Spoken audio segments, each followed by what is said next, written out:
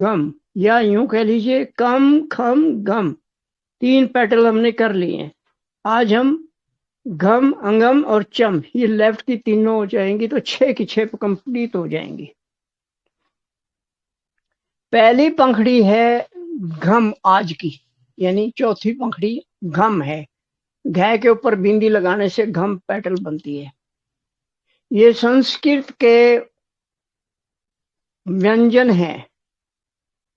स्वर 16 हैं जिनमें विशुद्धि आती है, और जो व्यंजन है बाकी सारे जितने भी बीज अक्षर हैं उसमें ये आते हैं। व्यंजन में ये संस्कृत के हैं, और संस्कृत की भाषा एकदम वैज्ञानिक है। और जब हम ये चौथी पार्टल के ऊपर घम के ऊपर बिंदी लगाएंगे तो ये घम बन जाएगा। और ये हमारी जो श्री माता जी ने घम के ऊपर जो मेडिसिनल प्रॉपर्टीज अलॉट की है और मेडिकल टर्म्स बताई है, वो बताया है पोस्टीरियर पुल्मोनरी। अब पोस्टीरियर पुल्मोनरी क्या हो सकता है? पल्मोनरी बोलते हैं फेफड़ों को, और पोस्टीरियर बोलते हैं पिछला भाग। जैसे मेरा अगला हिस्सा एंटीरियर है और बैक साइड में जो है पोस्टीरियर है। इसी तरह जो फेफड़ा है हमारा, उसका एक अगली तरफ का पार्ट होता है, एक ये मान लो ये फेफड़ा ही है, तो अगली तरफ जो है ना, इसको एंटीरियर बोलते हैं, इसको पोस्टीरियर बोलते हैं। तो हमारे दो फेफड़े हैं, दोनों यहाँ पर है। ये एक लेफ्ट का है, एक राइट का है। तो फेफड़ों के अंदर एक दीवार होती है, बाहर, अंदर भी होती है बाहर भी होती है, एक लेयर होती है, एक परत होती है। दूसरे साधारण शब्दों में बताएं तो जैसे हमने एक कमरा बनाया, मकान बनाया, एक बाहर प्लास्टर करते हैं और अंदर भी प्लास्टर करते हैं। बाहर वाला जो प्लास्टर है उसको पोस्टीरियर पुल्मोनरी, यानी वो पोस्टीरियर भाग है, वो बाहर जो परत फेफड़े के ऊपर जो बना है वो ही पोस्टीरियर है। और उसके अंदर क्या क्या समस्याएं आ सकती हैं वो यहाँ पर माँ ने बताया। तो एक्चुअल में क्या होता है, सांस हमारे, सॉरी, फेफड़े हमें सांस लेने में मदद करते हैं। अब यहाँ एक बात हो, जब हम आयुर्वेद को लेते हैं या चाइनीज को बोलते हैं या पूर्वी पैथियों में विधियों में देखते हैं, तो वहां दो चीज बताई गई है। जो फेफड़ा है वो सांस छोड़ता है, लेता कौन है? किडनी। ऐसे तो ये किडनी और फेफड़े दोनों साथ साथ काम करते हैं। जब हम गहरा सांस ले रहे हैं तो किडनी काम कर रही है, और जब छोड़ने का काम कर रहे हैं तो हमारे जो फेफड़े हैं वो काम करते हैं। तो सबसे बड़ा काम यही हो गया फिर इसका, पुल्मोनरी, पोस्टीरियर पुल्मोनरी का, कि वो फैलने देता है फेफड़ों को। ऐसे वो लचीली होती है, बाहर की जो परत है वो ऐसे खुलता रहता है, खुला बंद हो गया, खुला बंद हो गया। तो इस प्रकार ये हो रहा है, और इसी से सांस लेना और छोड़ना इसके माध्यम से होता है। हालांकि दोनों मिलके काम करते हैं, पर ये भी साथ साथ फूलते हैं और बंद होते हैं। यहाँ पर हम एक बात और कहना चाहेंगे, इसकी लोकेशन क्या है। शरीर विज्ञान के हिसाब से हम कहें तो ये फेफड़ों की लोकेशन कहाँ है। हमारी जो हंसली होती है, इसको कॉलर बोन बोलते हैं, इसके पीछे ही C7 है। जो विशुद्धि की जो लास्ट कड़ी है, वो यहाँ पर एक हड्डी यहाँ पर एक ऊंची सी हड्डी मिलेगी आप लोगों को, उसके ऊपर होती है ये C7। C7 से लेके C10, ना सॉरी, थोरेक्सिक, जो छाती की कड़ियां हैं, फसलियां हैं, 10वीं तक, लास्ट दो बच जाती है, जिनको फ्लोटिंग बोलते हैं, सॉरी फॉल्स रिब्स बोलते हैं।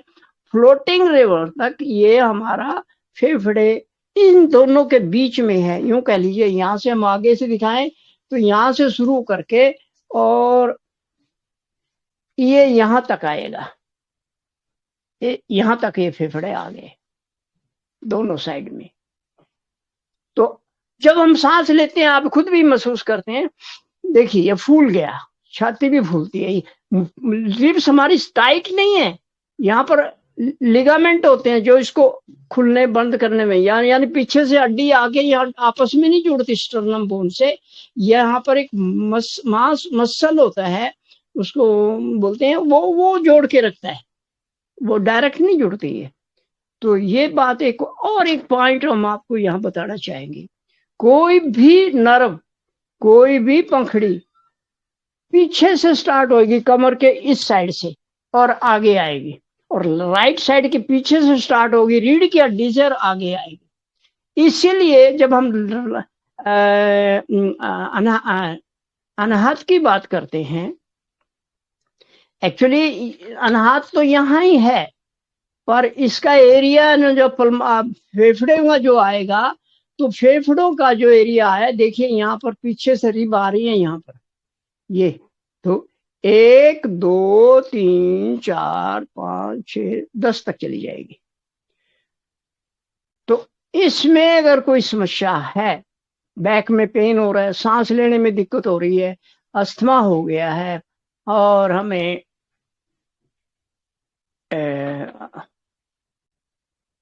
खांसी आ रही है, ये सब फेफड़ों के कारण होता है।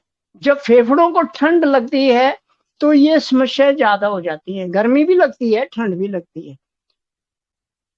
तो इसका ये कारण रहा है कि श्री माता जी ने कहा है कि भाई आप ये जो पल्मोनरी पोस्टीरियर पल्मोनरी बोला, ये एक्चुअल में क्या है, पंखड़ी है, पंखड़ी पेटल्स अंग्रेजी में बोलते हैं। तो इसके ऊपर ये कंट्रोल करेंगे हमारा, इसको अगर हम इसको जागृत कर लेंगे तो ये इसको काम करेगी। ये यहाँ पर मिलेगी, यहाँ पर हाथ पे यहाँ पर मिलेगी, क्योंकि चौथी है 1 2 3 4। अभी तक उम्मीद है सब समझ गए होंगे, क्योंकि हम बार बार यही बता रहे हैं, ये चीजें भवसागर के आधार पर हम बता रहे हैं कि भाई ये 1 2 3 4 चौथी पंखड़ी यहाँ आ गई। तो अगर हम इसको जागृत करेंगे तो ये ठीक हो जाएगा। तो इस प्रकार आपके कोई भी समस्या है उसके अंदर हम इससे ठीक कर रहे हैं। ये एक्चुअल में ब्लड सप्लाई भी करती है, तो ब्लड सप्लाई कंट्रोल जो है ना, इसका इस तरह है। तो इस प्रकार सब्जेक्ट तो बहुत बड़ा है, पर इतना गहरा ले जाने की हमारी सोच नहीं है। हम ये सोच रहे हैं थोड़े शब्दों में बता दें कि माँ की जो मैंने चौथी पंखड़ी का बताया, वो हमारे फेफड़ों से संबंधित है। लोकेशन हमने बता दी, कार्य बता दिया। तो ये घम पंखड़ी का विश्लेषण, विवेचना और वर्णन जो कर पाए हम, जितनी हमारी शक्ति है, यथाशक्ति हमारा ज्ञान है, उसके आधार पर हमने बताया। जय श्री माता जी। अब नेक्स्ट पंखड़ी हमारी है अंगम, अंग, कै ख ग घ अंग, कै ख ग घ अंग। अंगा के ऊपर बिंदी लगाएंगे तो ये पंखड़ी बनती है अंगम। और श्री माता जी ने इसके बारे में बताया है सुपरफिशियल कार्डियक या सुपरफिशियल कार्डिया। कार्डिया का मतलब हार्ट में होता है, और इसमें हार्ट की जब बात आती है, हार्ट के ऊपर 3 हार्ट, ये हार्ट मान लो ऐसे, तो इसके ऊपर 3 पंखड़ियां, 3 नाड़ियां ऊपर निकलती हैं। ये हम कई बार बता चुके हैं। ये हमारे अगर ऐसे ले तो ये सिर को जाती है, सीधा यहाँ तक आती है, सप्लाई करती है। ये हमारी राइट बाजू का एरिया जो है यहाँ तक, और ये जो आएगी यहाँ से यहाँ तक आएगी। तो इस प्रकार जब हम इसको देखते हैं तो ये सुपरफिशियल कार्डिया हो गया। ये पंखड़ी भी इसी को बोलते हैं। और एक बड़ी बात यहाँ पर है, महाधमनी। अभी हमने महाधमनी के बात बताए थे, 3 तो ऊपर और 1 नीचे निकलती है। जैसे अगर ये 3 है तो हम 20 उंगली को ले लें, ये हमारी चौथी आर्टरी जो है खून की सप्लाई करती है, ये नीचे जाती है। तो ये यहाँ से लेके पूरे शरीर को, यानी बाजुओं को छोड़कर, सिर को छोड़ के पूरे शरीर को ये जो है यही सप्लाई करती है। आयोर्टा बोलते हैं इसको। और ये बहुत बड़ी, सबसे बड़ी हमारे शरीर में धमनी है, आर्टरी है। यहाँ एक बात और आपको बता दें, जो शुद्ध खून लेके आती है उसको आर्टरी बोलते हैं, और जो अशुद्ध खून को लेके जाती है उसको महाधम इसको वीना कावा बोलते हैं। वो आगे भी आएगा। तो एक ये दोनों साथ साथ चलती हैं। इधर प्योर खून आ रहा है लेफ्ट साइड से शरीर को, और इम्प्योर खून वापस जा रहा है राइट साइड से। तो हार्ट के अंदर ये दो पंखड़ियां, दो नाड़ियां हमेशा चलती रहती हैं। और इस प्रकार ये जो हमारी महाधमनी यानी आर्टरी है, आयोर्टा है, तो ये सबसे लंबी और बड़ी होती है। यही पूरे शरीर को सप्लाई करती है। क्या? खून की सप्लाई करती है। साथ ही साथ इसके साथ चल रहा है कि भाई अगर वहां कचरा मिला, जैसे म्यूनिसिपल कमेटी की गाड़ी आती है, वो कचरा लेके बीन के ले जाते हैं, इसी प्रकार ये जो हमारी जो अशुद्ध खून वाली नाड़ी है, वो वहां से जितना भी टूट फूट का है, जो कार्बन डाइऑक्साइड रह गई खून में या ऑक्सीजन तो ले ली, बाकी खून को वापस लेके आती है। और ये बाद में फिर इसको लेके जाती है हार्ट की तरफ। तो इस प्रकार ये हमारी जो आर्टरी है ये सामने की तरफ होती है, पिछली तरफ जो आप इम्प्योर खून को लेके जाती है वो होती है। और इसमें खून सप्लाई तो इसका काम ही है, एक एक सेल लेवल तक, चाहे ब्रेन का है चाहे कहीं तक है, पूरे बॉडी के अंदर ये खून सप्लाई करती है। अब इस चीज में अगर कोई प्रॉब्लम आ रही है तो ये पांचवी पंखड़ी अंगम ये बहुत काम करेगी। हम इतने श्योर क्यों हैं? श्री माता जी ने बताया है और हमने प्रैक्टिकल करके देखा है कि जिस भी पंखड़ी पे हम काम करते हैं, हमने बहुत सारी पंखड़ियों पे काम करके देखा है, वो रिजल्ट मिलता है, पॉजिटिव रिजल्ट मिलता है हमें। तो आप इस तरह की कोई बात हो तो इसमें आप देख सकते हैं। तो एक इसमें प्रॉब्लम आ जाती है, कैंसर की भी प्रॉब्लम आ जाती है। उस अवस्था में मेडिकल डॉक्टर बताएंगे आपको। तो अगर एडवांस स्टेज में है तो वो फिर मेडिकल टर्म्स, मेडिसिन के साथ साथ, यानी मेडिकल ट्रीटमेंट के साथ साथ आप सहयोग का भी प्रयोग कर सकते हैं। क्योंकि श्री माता जी ने खुद बताया है कैंसर भी ठीक हो सकता है। उसमें फुट शॉक श्री माता जी ने बताया है, फुट शॉक जल तत्व जो है ये हमारे कैंसर को ठीक कर सकता है। श्री माता जी का एक टॉक है, एक पूरा इसके बारे में माँ ने बताया। और उन्होंने ये बताया कि आप जब फुट शॉक कर रहे हैं, जिसका भी करवा रहे हैं, उसको कैंसर है, अगर वो उसको भी बैठा के कराएंगे तो यहाँ से माँ ने कैसे करा, इसको लेके जाओ और नीचे छोड़ दो जल में, फिर यहाँ से उठाओ, दोनों तरफ से क्रॉस करते हुए इस जल में छोड़ दो। अगर उस सज्जन को जिसको कैंसर है उसको वाइब्रेशन आ गई तो समझो वो ठीक हो गए। ये माँ के ही शब्द बोल रहा हूं मैं, अपनी तरफ से कुछ नहीं बोल रहा। तो इस प्रकार हम इस चीज का भी इलाज कर सकते हैं। बाकी वही रही कि भाई हार्ट की कोई संबंधी कोई प्रॉब्लम है तो वो भी यहाँ से ठीक होएगी, क्योंकि ये टोटली रिलेटेड तो पंखड़ी है। खून की सप्लाई जब ठीक नहीं होगी तो नेचुरली वहां बीमारी आ जाएगी, और वहां से कचरा नहीं निकल रहा तो भी बीमारी आ जाएगी। तो इस प्रकार ये पांचवी पंखड़ी बहुत काम करती है हमारे लिए। और ज्यादा डिटेल में जाके हम बस यहीं इसको समाप्त करते हैं। जय श्री माता जी। अब हमारी छठी पंखड़ी हमने ये कर लिया, कम खम गम घम अंगम चम आ गया, ये बैक साइड में आएगा। तो चम पंखड़ी आएगी और बिंदी च है एक्चुअली, का खा गा घा चा, चा के ऊपर ये बिंदी आएगी तो चम बन जाएगा। और इसमें श्री माता जी ने बताया है कार्डियक गांग्लिया, अब ये फिर मेडिकल टर्म से, कार्डियक गांग्लिया का मतलब होता है प्लेक्सिस, चक्र, छोटा चक्र, बड़ा चक्र, कई है, सब प्लेक्सिस भी बोलते हैं, वो पंखड़ी होती हैं। तो इस प्रकार ये यहाँ काम करेगी।